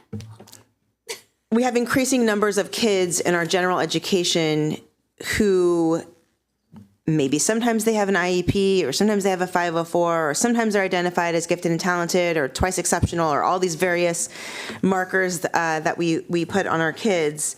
Or sometimes some adults are like, yeah, there's something going on there. We don't know exactly what, but we've got to help and support our kids, right? And so if our general education teachers, the ones that are kind of the bulk of our like in-classroom staff, right? When we talk about a teacher, that's generally really what we're referencing. If they are not receiving these trainings, but our students who live lives in these ways are in those classrooms, then how are the staff supposed to support those students, and how are those students supposed to feel supported and included? And I just really want to second and elevate what Ms. Stewart said, because quite frankly, this has been my experience as a parent as well.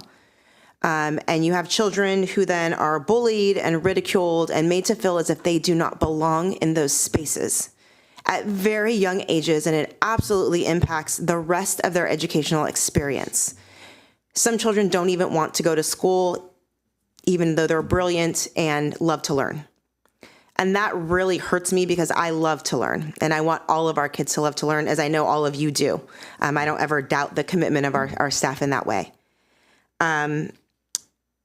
So I would really, and I recognize this may be a conversation with someone else that I need to have about this, right?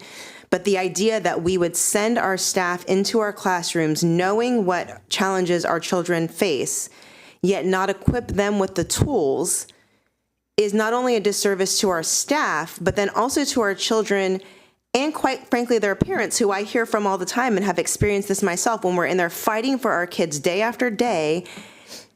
And how can we even blame our staff when they're not even trained to provide what we're asking for them, right? So I will follow up on this in an elevated way, of course, but I'm just really upset and concerned about this.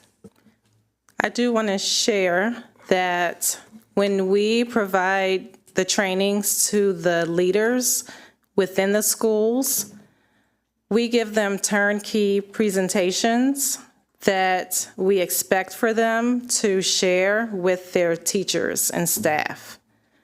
And so right now, that's the model that we have in place. For the outliers, typically Sarah is invited to the schools to come in and offer direct support.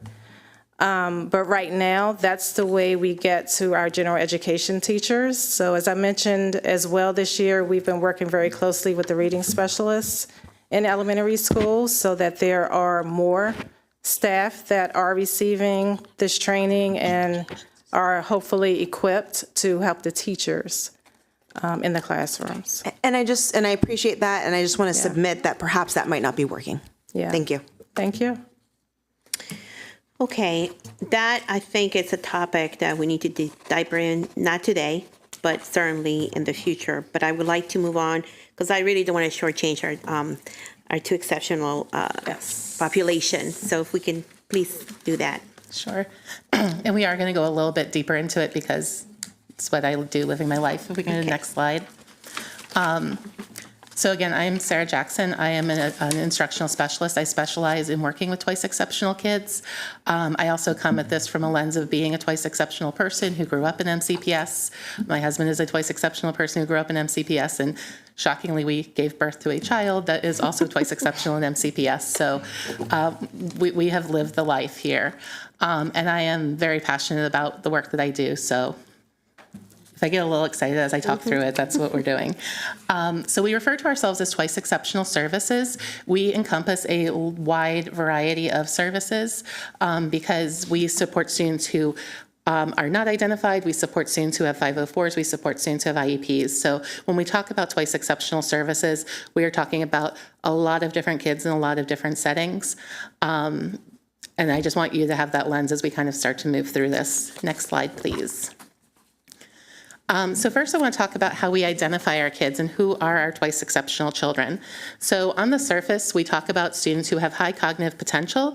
They are often advanced in reading, reasoning, critical thinking, or other specific academic talent areas.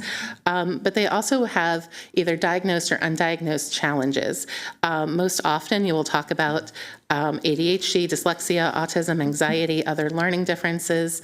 But we do have students who can have any number of other noted disabilities which impact their ability to show us that potential. And so that's when we really start to talk about this idea of masking. Twice exceptional students are most noted for their masking. Either they look so gifted that we don't see they have a disability, they look so disabled that we don't see that giftedness, or they look so average and typical that we don't see either of those needs. And so it's often very difficult, and you need a lot of specific training and support in order to just diagnose or identify who these students are. It also becomes more difficult in a system where we don't have necessarily a flag, because if you don't have a diagnosis, then you don't have a 504 or an IEP, but you're still twice exceptional. And so we really truly find our students in every setting available to you in MCPS and really in the world.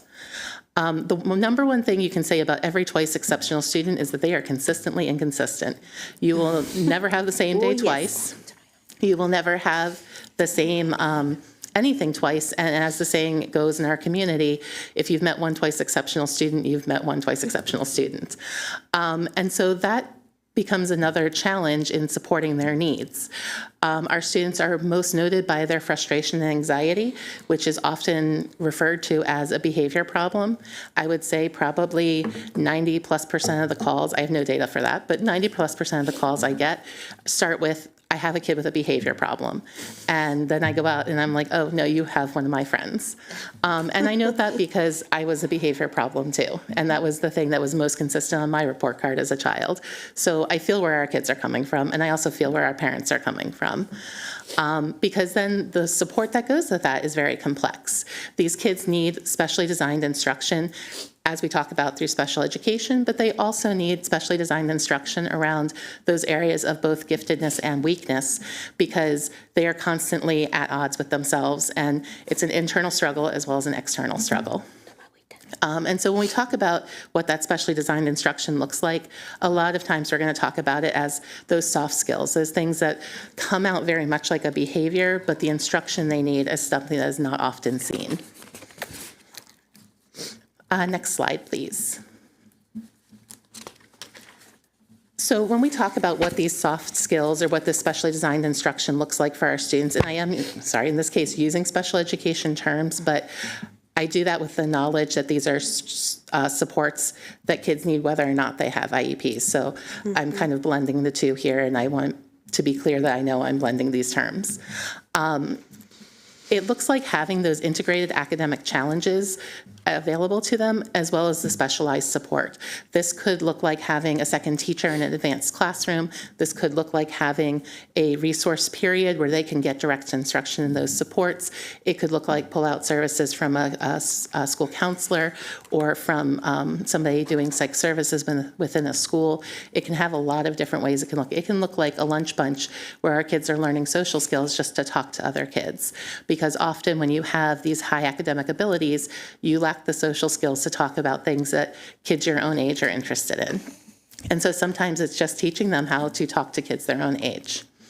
When we talk about specifically our special educators who support in our Twice Exceptional service sites, but also one of the things I try to provide to special education across the board is understanding and meeting both that gifted need, because giftedness is a difference in cognition, and then also support those special education needs, because that is also a difference in cognition. So it's a brain-based issue that is at war with itself, and so providing special education teachers with that double lens for these students is very, very important.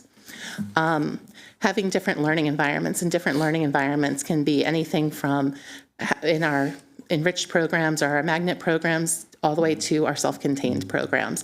We have Twice Exceptional kids in all of those settings, and so helping the teachers in all those settings understand these approaches and understanding what to look for in these students is a big part of it. And then we have that specialized social emotional instruction. Especially in secondary, we specifically focus on the executive functioning, self-advocacy, social, emotional, and pragmatic learning.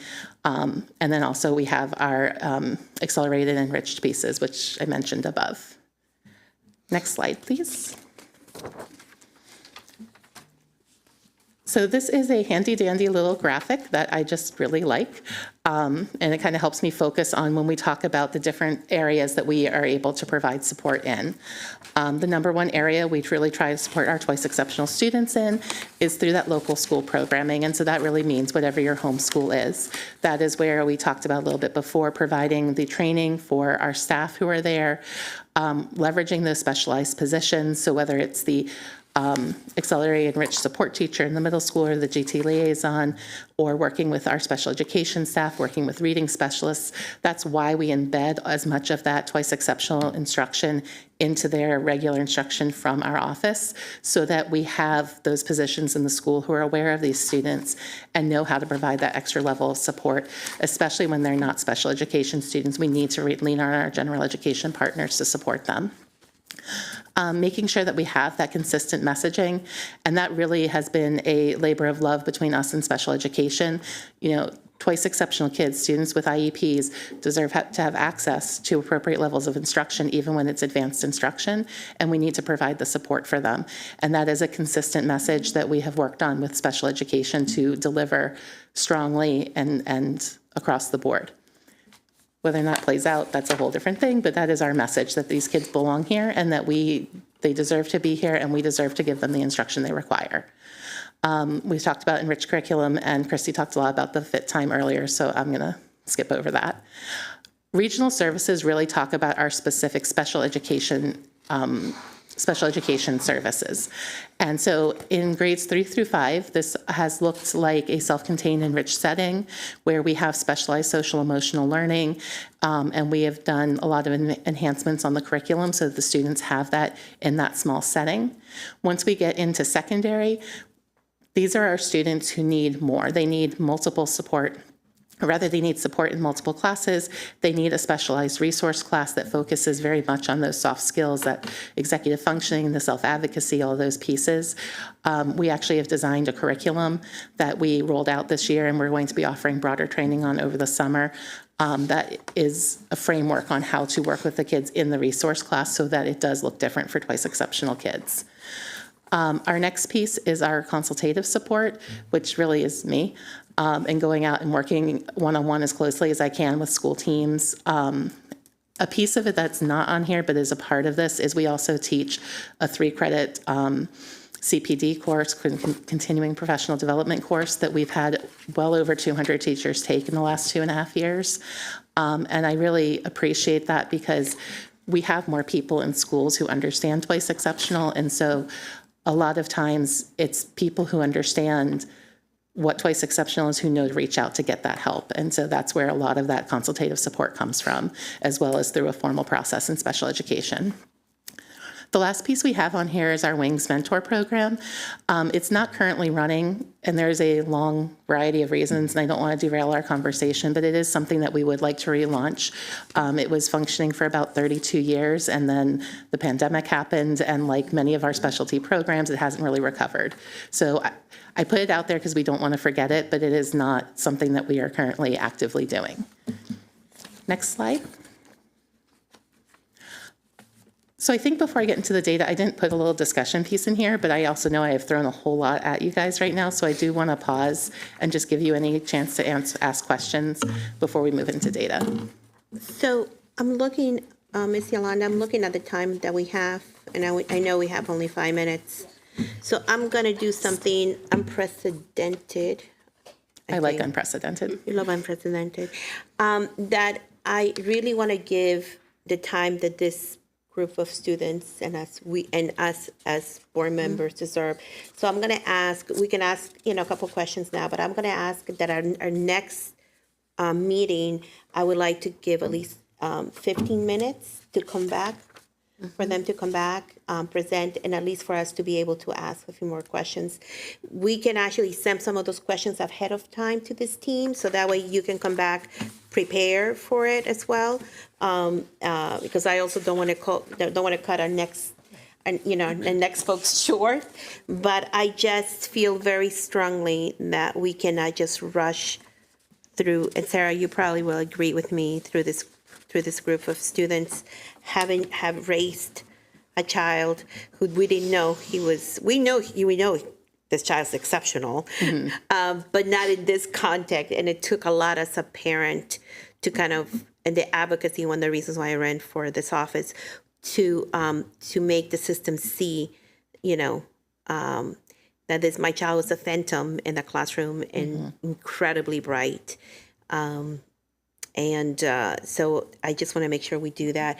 I know that you have the data. I would like to ask and be very clear, and all the charts with all the information that we saw, especially the last 3 charts that I don't think we're going to have the time to go through so many, that I really would like that data to be broken down. For example, when you show me the twice exceptional data, I really want to know what grades we're talking about. I want to know geographically what areas we're talking about.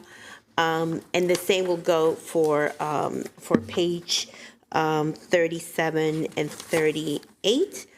And I think that's all. May I ask, can you guys see the notes in this, or do you only have the slide? And I ask because in the notes section, there's a little link that says... No notes. No notes. Just the slide. We can only see the slide. Because I do actually, I put something in here, it's called Sarah Has a Data Dump.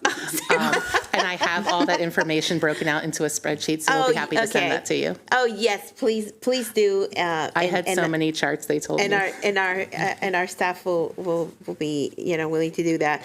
But I also think, especially in this one, that we have this one, at least for the community, I really think it's important for us to share Absolutely. That breakdown of the grades and so on, just to see if there's a pattern, right? Are we Absolutely. identifying them early on, or are we identifying them, right? Like my child wasn't identified till middle school, and I had to take him out of public school and, and get him tested, right? And said, see, I knew, that this was something going on. 100%. So anyway, with that, I'm going to, one question and then one question, because we're all.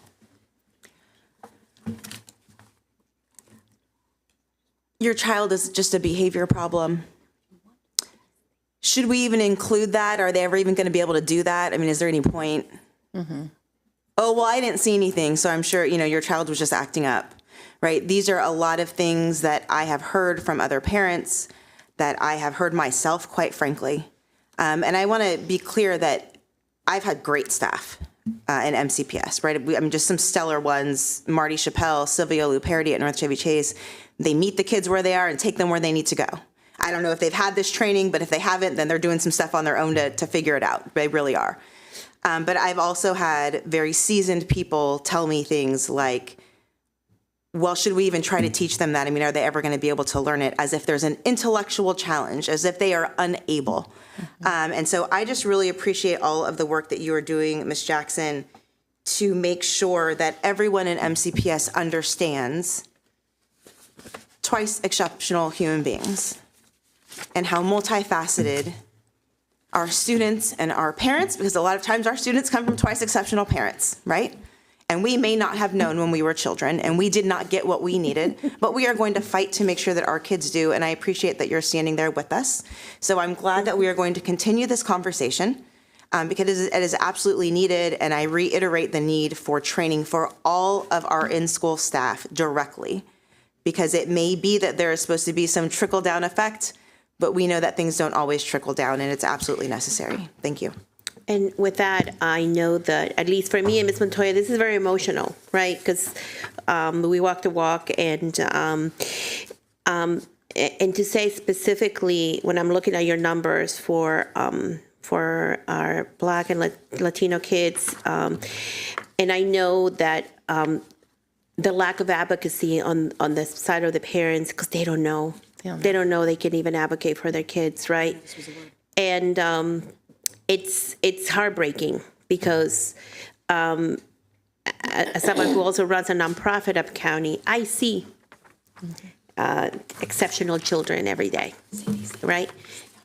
And it hurts, and it just breaks my heart that they're being labeled some way when the parents just don't have the tools or the right words or the advocacy to be able to say, this is what my child needs, or even sometimes to demand that they are listened to.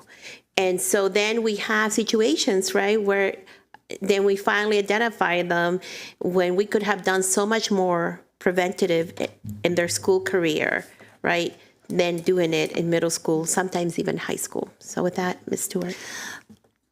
So I'm glad that we're going to come back and talk about enrollment, because I think some of this identifying issue, there's some kind of nexus there, and I want to dig into that. And I wanted to just quickly you talked about lunch bunches. Are those typical at all of our schools, or is that, how is that expected? No. And I think lunch bunch is a very colloquial term. It means a lot of different things at a lot of different schools.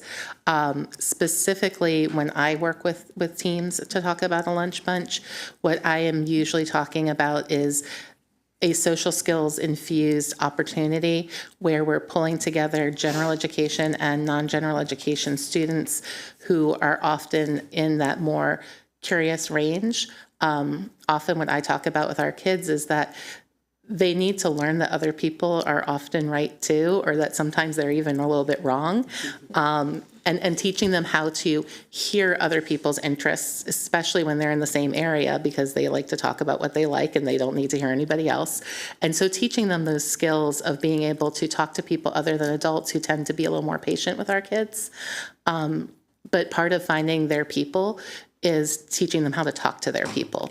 And so that's what I encourage when I talk about lunch bunches, but definitely when you say the word lunch bunch, it will have a different meaning to lots of different people out there, but that's what I talk about. In middle school, we're too cool for lunch bunches, so we have social supports, or we have crafted lunchtime together, but if I say the word lunch bunch to my middle school kids, they're like, no, I don't need all that. So we come up with cooler terms as we go. But honestly, I still did it in high school. I just would never call it a lunch bunch in front of my high schoolers either. And then there could be clubs, right? Exactly. So where Social you can have clubs some of this, right? So where were you in my life when my kids were in school? Let me just say. Ms. Jackson. Yes. Because, and it really resonated with me about how the day is never the same with these, because I had a kid, he was my roller coaster kid. I called him my roller coaster kid because every quarter could be different. So different. So it is important that we understand these issues, understand it earlier. If I had only known what I know today, I would have identified my kids so much earlier. But, you know, and I think we all have these experiences, and this is just 3 of us that are very interested and wanted to be on the Board of Education, but multiply this by so many. And, you know, we all just want to make sure that all of our kids are being met where they are and can function well in society, which sounds basic, but it's not anymore. And so that's why I ask about things like lunch bunches, because to have that cohort, I mentioned that earlier, is so important, and that so they can be successful later on, because our kids are going to have to deal with all types of people, right? Mm-hmm. And so, but then also being able to relate to other kids is really important in their learning journey. So I can't wait to get back to this, because I'm pretty passionate. I think the rest of us are too. So thank you so much for giving your time. Yeah, and just to go back, if we could have all the slides segregated, I guess it would be the best word. That would be great. On this slide, when you say regional services sites, are these the only schools that provide a service to the 2E population? Yes, but no. Okay. So everybody who has twice exceptional students is expected to provide their services or their supports if they have a 504. These specific sites are where we tend to cohort our students through that special education process. So this is where they have a dedicated case manager who, when Christy mentioned earlier, the training they come to with me a couple times throughout the year. This is where we have our special education specialists who are supporting a core group of students who have multiple needs in multiple areas. And these students can come from all over the county? Or they come from just a cluster? For Barnsley, they come from all over the county. For the other sites, they come from the cluster, or multiple clusters rather. So for example, Odessa, they come from the Northeast Consortium, they come from the DCC, they come from Rockville, they come from, that's all DC or NAC, so that kind of side. And the reason I ask is because we are going to be looking at the programs that and we need to do a very diligent work and an honest work of, you know, is this the best for the children to be on a bus, you know, for an hour or more to make it right? So we're looking special elementary school. So we're very diligent about looking at some of the programs, assessing them and seeing, if you were to ask me, we should have a cluster school in each school, right? So we should have an up county. We should have, a down county, right? And it's also, that kind of makes sense because sooner or later, some of these kids are going to split into the different clusters, right? And that socialization that they have, it is very crucial. So we need to start thinking also, and also, you know, does it make sense for us to be taking kids from across Damascus all the way to, so anyway, I wanted to ask for the clarification. So thank you. So with that, I think we're going to stop here.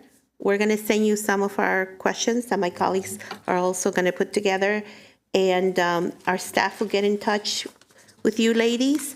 And I just want to say, and I'll call you by your first names, Nikki, Sarah, and Chrissy, that your commitment and your passion for our students is very evident. And even though we might ask some tough questions, I think there are questions that need to be asked in order for us to be able to make the system better for those that we serve, who are our children. And if we cannot do, you know, a good job early on, we lose time, precious time, for them to be, you know, to be able then to graduate with the skills that they need. So there's no doubt in my mind that the passion, the love, the commitment is there, but we need to look at these systems that might be a little bit antiquated and they're not really with the times and the needs of the population, that is very different than from 30 years ago, from 40 years ago, even from 20 years ago, and even from 5 years ago before the pandemic. So with that, I just want to say thank you so much for being here today, for answering our questions. I appreciate you. I appreciate our staff, Yolanda and Juan, for being here, my colleagues, Ms. Montoya and Ms. Stewart, for being here, and we look forward to seeing you at the next meeting. With that, we're adjourned.